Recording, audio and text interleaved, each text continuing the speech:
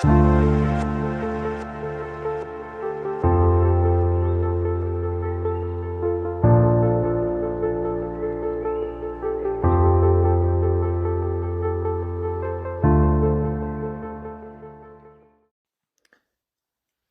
and welcome to the very first episode of the Orange Wave Podcast, a show where I discuss political issues affecting Canada. My name is Will Adams, and today we're going to be discussing how Jagmeet Singh, leader of the NDP, completely owned the Loblaws chairman and CEO Galen Weston. Now, it is not at all a secret how Loblaws has made record profits during the COVID-19 pandemic. According to a CBC article from mid-November 2022, Loblaws Companies Limited had a profit increase of about 30%. A big part of that was not due to inflation, as Mr. Weston claimed during the committee hearings, and we will get to that later. But the reason they've made so much is because they have been price gouging up the ass, which has made inflation itself astronomically worse than it should actually be right now, which has also had the butterfly effect of making gas prices go up, because when food prices go up due to things like greedflation, the price of the pump isn't safe either, because that's typically how inflation works. So that all sets the stage that Loblaws is not a company that plays fair. They don't pay their fair share despite being a multi-million-dollar company at the very least. They didn't give their employees, their frontline employees, pay raises during the COVID-19 pandemic when they were risking their lives to serve us food. And I went to Loblaws the other day, and it costs over $40 to buy a pre-cooked chicken from them. How can Galen Weston claim that that is inflation? It's not. He is price gouging. With all of those things being said, the show of events during the committee hearing was absolutely spectacular. One of the best. It was the showdown of the century, in my opinion. And it's going to be a story we tell our kids 20 years down the line. During the committee hearing, Jagmeet Singh did not shy away from the hard questions. The man, the myth, the meat himself was asking Galen Weston how he can justify the record profit increase when families cannot afford to feed their children, and how he can blame it on inflation. Now, I feel like it would be best for you guys to hear it yourself, so that's what I'm about to do. This clip comes from NDP Nation. Take a look. You for up to 6 minutes. Thank you, Mr. Chair. I want to set the stage. My question goes directly to Mr. Weston. Right now, we're not just going through unprecedented period of cost of living crisis. We have families going into your stores, looking at the price of items, looking at them and putting them back because they can't afford them. We have families that are struggling to buy food for their kids in this country, in a G7 country. And they look at you and they see you making record profits. How could you justify that when families are struggling to put food on the table for their kids? Thank you. We feel and understand that 95% of Canadians are concerned about food prices.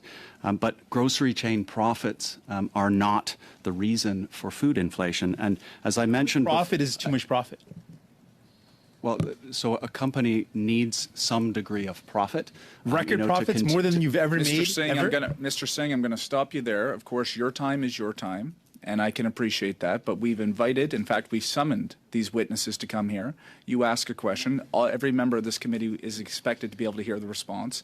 Certainly. And I need you to certainly be a little bit more mindful of making sure that is. I know it's your time, and I'll give you that discretion, but please don't cross lines here. So back to you. How much profit is too much profit? You're making more money than you've ever made. How much profit is too much profit? We're a big company and the numbers are very large, but it still translates right down to the bottom line at $1 per $25 of groceries. And if you consider our growth in profit in 2022 is 25 times lower than the unprecedented increases in costs that are being faced by the industry and by the world. And the fact that we have lower food price inflation in Canada than in so many other parts of the world is in part due to the high functioning of our food system here, and in part to the meaningful effort that is being made by the grocery store industry to keep prices as low as possible. With respect, Mr. Weston, you've mentioned this $1 per grocery bin. We can put a fact in front of you. Your company is making $1 million a day in excess profits.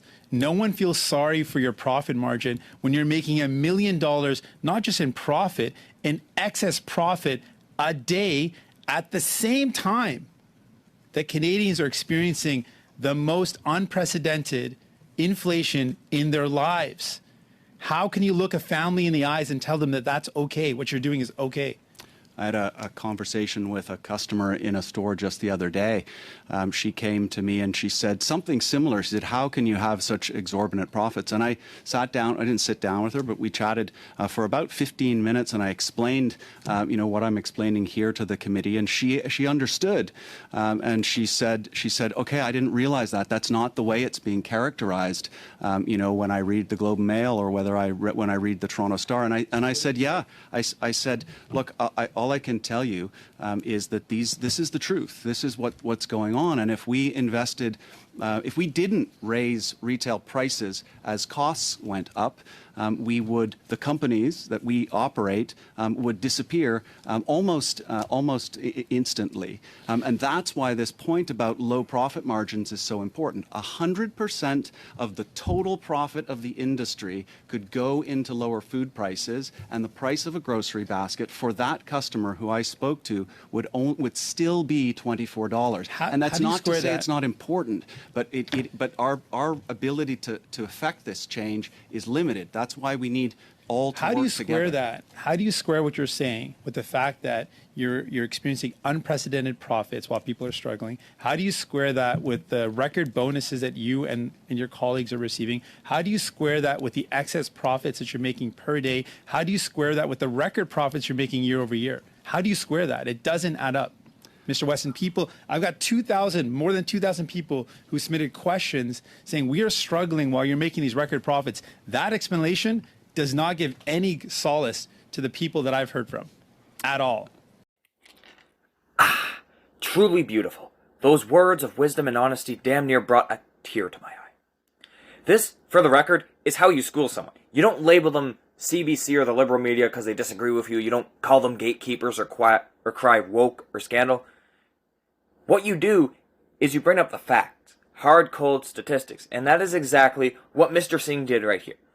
He called Galen Weston out on a lie, pointed out that no one has sympathy for the big man after he screwed the country over, and brought up how the statistics Galen Weston brought up do not add up in any way to Loblaws' $1 million a day profit.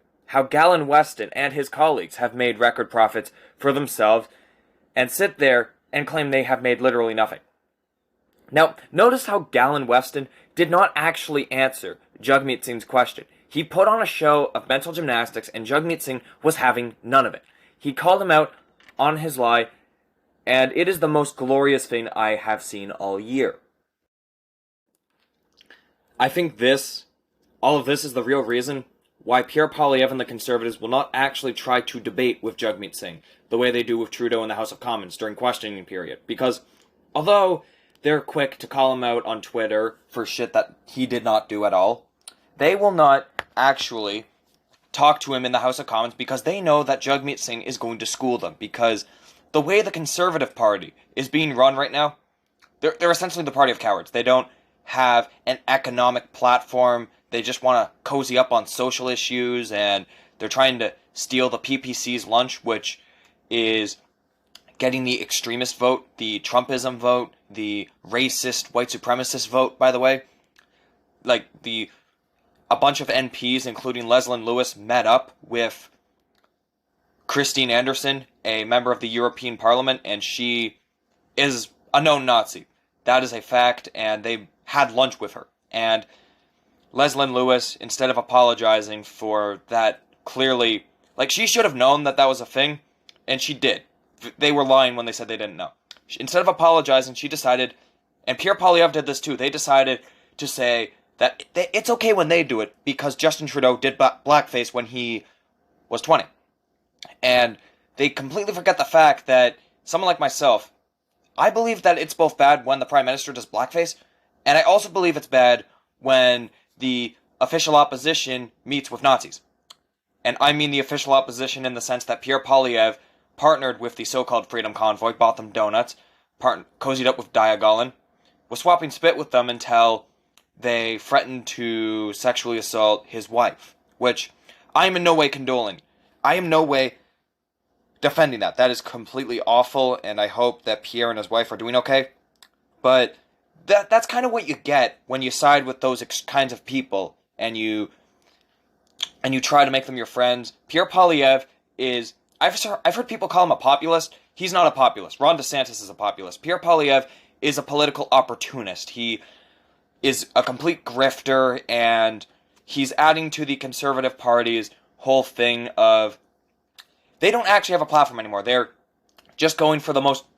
They're going for a leader who they think can be the most anti-Trudeau, and when they lose, they're just tossing him out the bin for random reasons.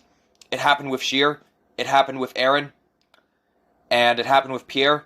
Although, when you look at the trajectory, their approval ratings get increasingly worse. Pierre Poilievre has a bigger disapproval rating than Stephen Harper, Aaron O'Toole, Pierre Poilievre, and Andrew Scheer did after their first 3 months. That tells you that someone like Pierre Poilievre, not a good leader. We shouldn't be voting for extremists, people who side with them. We should be voting for leaders who are willing to hold the right-wing establishment media, their friends, and big CEOs accountable. The Liberals aren't going to do that. They're being bought out. They are being lobbied by companies like this. Same with the Conservatives, only the Conservatives are siding with more extreme people. There is only one person who is fit to be Canada's Prime Minister in the 2025 election, and his name is Jagmeet Singh, leader of Canada's NDP. And I guarantee that because people are going to wake up and realize that Pierre Poilievre is not the man for the job, that Justin Trudeau isn't the man for the job, and we are going to see an orange wave. I am guaranteeing it, and when that happens, I will go out onto the streets, and I will dance, wearing pro-NDP memorabilia.